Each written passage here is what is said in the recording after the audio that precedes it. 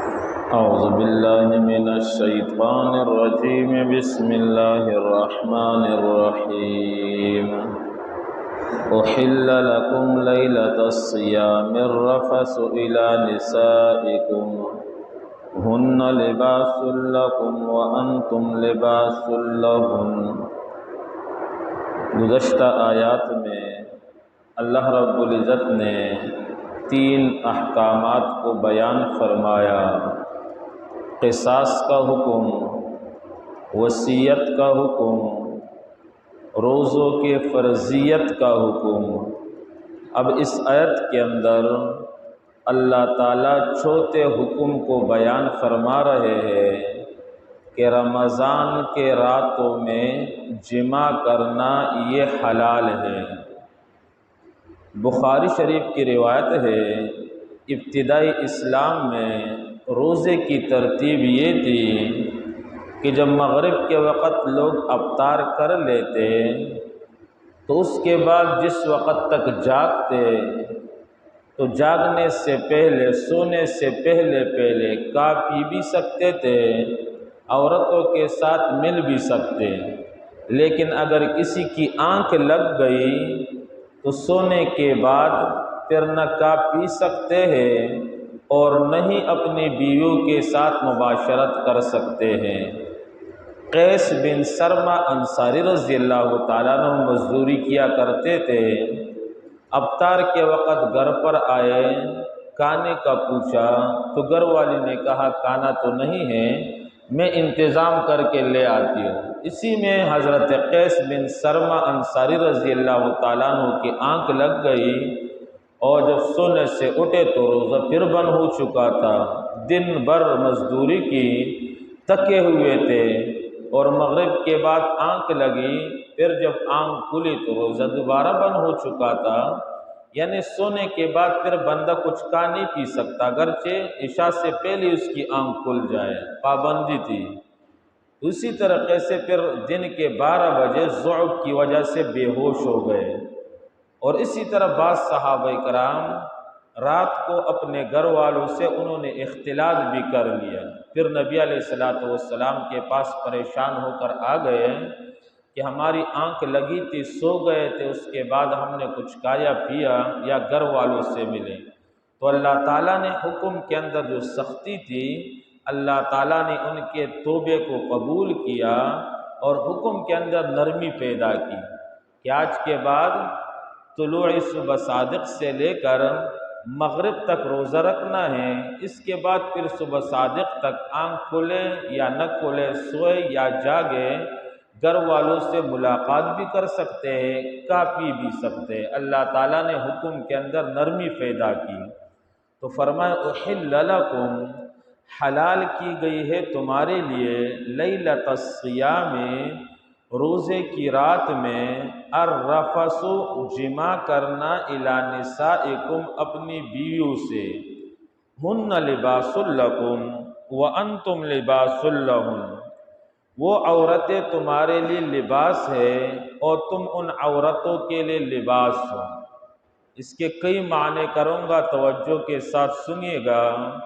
اللہ فرماتے ہیں کہ مرد تمہاری بیویاں تمہارے لیے لباس ہے اور تم اپنی بیویوں کے لیے لباس ہو۔ تو یہاں پر یہ سکون کے معنی میں ہے،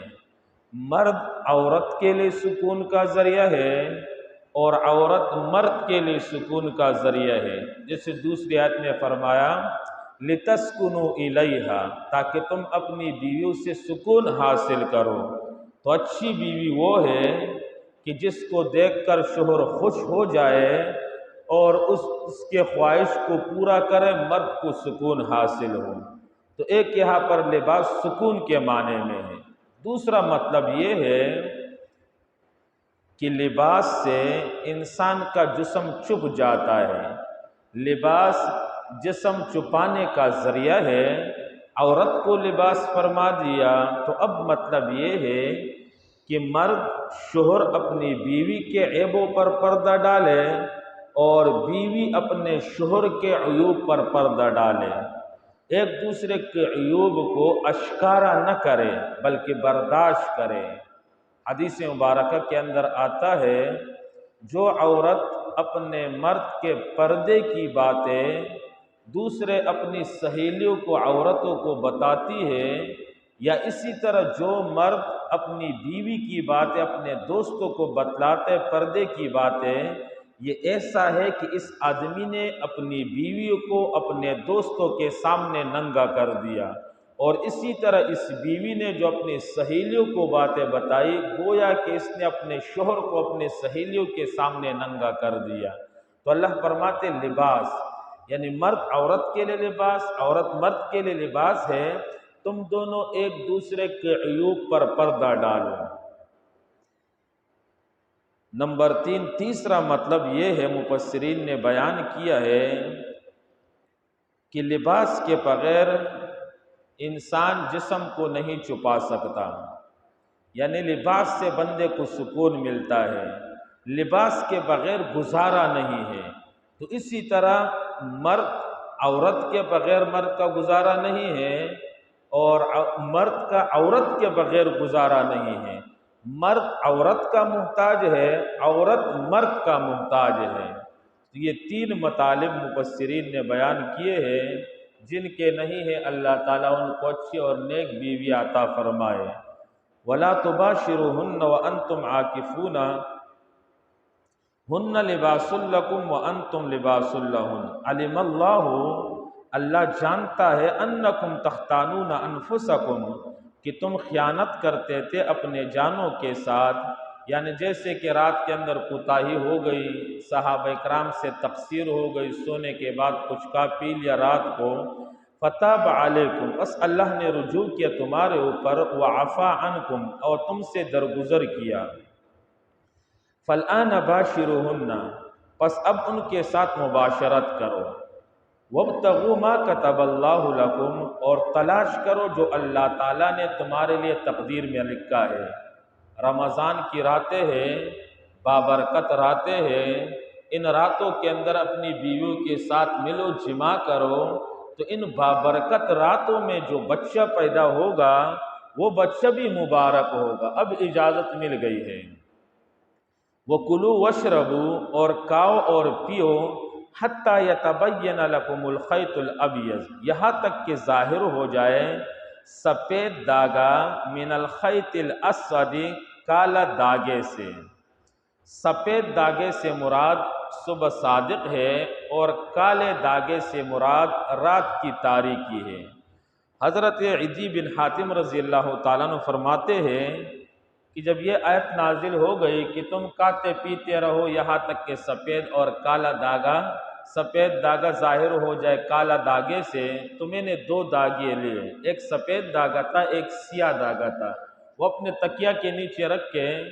اور رات بھر ان کو دیکھتا رہا، تو دونوں ایک جیسے تھے، کیونکہ تاریکی ہے، تاریکی میں سفید اور کالا ایک جیسا ہوتا ہے۔ صبح جب روشنی ہو گئی تو پھر سفید نظر آیا کہ وہ سفید ہے، دوسرا کالا ہے۔ نبی علیہ السلام کے پاس چلے گئے، اللہ کے رسول صلی اللہ علیہ وسلم نے فرمایا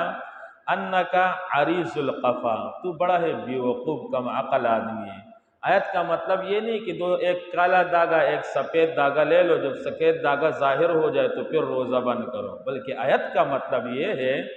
جب رات کی تاریکی چلا جائے اور صبح کی روشنی نمودار ہو جائے، صبح صادق ہو جائے، تو اس وقت روزہ بند ہو جاتا ہے، پھر غروب آفتاب تک روزہ رکھنا ہے۔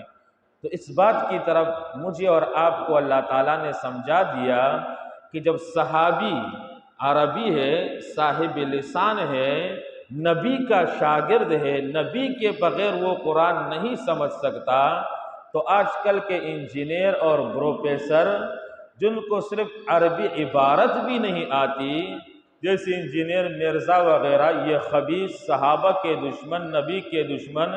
یہ خناس، یہ خبیثوں کو ہمارے لوگ دیکھتے، فلاں نے یوں کہا، فلاں نے یوں کہا، بندر کیا جانے ادرک کا مزہ، ان خبیثوں کو کیا پتہ قرآن کا کیا مطلب ہے۔ لیکن وہ یہود کے، قادیانیوں کے اور شیعوں کے ایجنٹ ہے، مسلمانوں کے عقائد کو تباہ کرنے کے لیے ان ایجنٹوں کو سامنے بٹھایا ہے، اور ہمارے نوجوان بھی بڑا غور سے سمجھتے ہیں، ان کو قرآن آتا ہے، ان کو حدیث آتا ہے، واللہ حدیث کا معنی اور مطلب بھی ان سے پوچھو تو انہیں نہیں آتی۔ ہم 20 25 30 سال سے پڑھتے ہیں، صبح اور شام رات دن محنت کرتے ہیں، ہم تو دعویٰ نہیں کرتا کہ ہمیں قرآن آتے ہیں، اور جن کو ناظرہ پڑھنا بھی نہیں آتا وہ بڑے بڑے دعوے کرتے ہیں، اور لوگ بھی مسلمان ان کے پیچھے، اور یہ پروفیسر صاحب ہے، پروفیسر صاحب ہے تو اپنا کام کریں، انجینئر صاحب ہے، ڈاکٹر صاحب ہے، ڈاکٹر ہے تو پخانے کے اندر لکڑی ہمارے کون سی بیماری ہے؟ تو یہ کام نہ ڈاکٹر کا ہے، نہ انجینئر کا، نہ پروفیسر کا، یہ علماء کا کام ہے قرآن سمجھانا دوسروں کو۔ تو اس لیے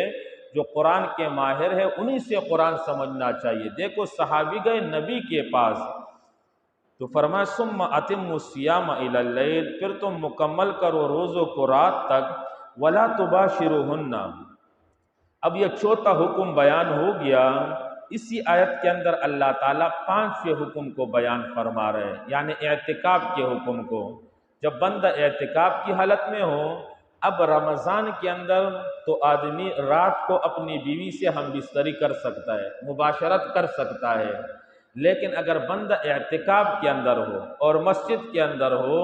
تو اب پہلے زمانے میں جیسے بیت الخلاء وغیرہ کا انتظام نہیں تھا تو لوگ اپنے گھروں میں بھی جاتے کپڑے لانے کے لیے یا قضاء حاجت کے لیے چلے جاتے، تو اللہ تعالیٰ نے منع فرمایا روزے کے اندر تو رات کو بیوی سے جمع کر سکتے، لیکن اعتکاف کے اندر رات کو بھی بندہ اپنی بیوی سے نہیں مل سکتا۔ اگر ملے گا تو اعتکاف بھی ٹوٹ جائے گا، اعتکاف اس کا ٹوٹ جائے گا، یعنی رات کو ملنا حرام ہے۔ فرمایا وَلَا تُبَاشِرُوهُنَّ، اور مباشرت نہ کرو ان عورتوں سے، وَأَنْتُمْ عَاكِفُونَ فِي الْمَسَاجِدِ، اس حال میں کہ تم اعتکاف کرنے والے ہو مسجدوں میں۔ اور یہ مسئلہ بھی ثابت ہو گیا کہ مرد کا اعتکاف مسجد کے اندر ہو سکتا ہے،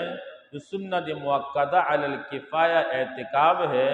رمضان کے آخری 10 روزوں کے اندر 10 راتوں میں کیا جاتا ہے، مرد گھر کے اندر اعتکاف نہیں کر سکتا۔ تلک حدود اللہ، یہ اللہ تعالیٰ کے قوانین ہیں،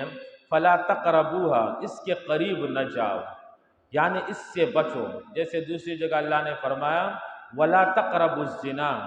زنا کے قریب نہ جاؤ، ولا تقربوا مال الیتیم، یتیم کے مال کے قریب نہ جاؤ، یعنی یتیم کا مال ہڑپ کرنا وہ تو بہت ہی بڑا گناہ ہے، ان کے قریب جانے کا سوچنا بھی نہیں ہے،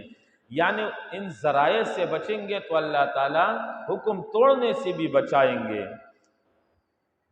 کذالک یبین اللہ، اسی طرح اللہ کھول کر بیان کرتا ہے اپنے احکامات للناس، لوگوں کے سمجھانے کے لیے، لعلہم یتقون، شاید کہ وہ بچیں۔ اللہ رب العزت مجھے اور آپ کو عمل کرنے کی توفیق نصیب فرمائے۔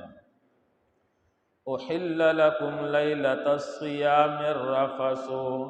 حلال کی گئی ہے تمہارے لیے لیلۃ الصیام، رمضان کی راتوں میں، الرفث، روزے کی راتوں میں، الرفث، جمع، الی نسائکم، اپنی عورتوں کے ساتھ، ہن، وہ تمہاری بیویاں، لباس لکم، تمہارے لیے لباس ہے، وانتم لباس لہم، اور تم ان کے لیے لباس ہو۔ علم اللہ، اللہ کریم خوب جانتا ہے، انکم کنتم تختانون، کہ یقیناً تم خیانت کرتے تھے اپنے ساتھ، فتاب علیکم، پس اللہ نے رجوع کیا تم پر، وعفا عنکم، اور درگزر کیا تم سے، فالآن، پس ابھی، باشروہن، ان کے ساتھ مباشرت کرو رمضان کی راتوں میں، وابتغوا، اور تلاش کرو اولاد کو، ما کتب اللہ لکم، جو اللہ نے تمہارے لیے لکھا ہے، وَكُلُوا، اور کھاؤ، وَاشْرَبُوا، اور پیو، حَتَّى يَتَبَيَّنَ، یہاں تک کہ ظاہر ہو جائے تمہارے لیے، الخیط الابیض، سفید داغا، یعنی صبح صادق، من الخیط الاسود، سیاہ داغے سے، یعنی رات کی تاریکی سے، من الفجر، یعنی فجر، ثم اتموا الصیام، پھر مکمل کرو روزے کو، الی اللیل، رات تک، ولا تباشروہن، اور نہ مباشرت کرو ان سے وانتم عاکفون فی المساجد، اس حال میں کہ تم ٹہرنے والے ہو مسجدوں میں۔ تلک حدود اللہ، یہ اللہ کے قوانین ہیں، فلا تقربوها، پس تم مت جاؤ ان کے قریب توڑنے کی نیت سے۔ کذالک یبین اللہ، اسی طرح کھول کر اللہ بیان کرتا ہے آیاتہ، اپنے احکامات کو، للناس، لوگوں کے فائدے کے لیے، لعلہم یتقون، شاہد کہ وہ بچے۔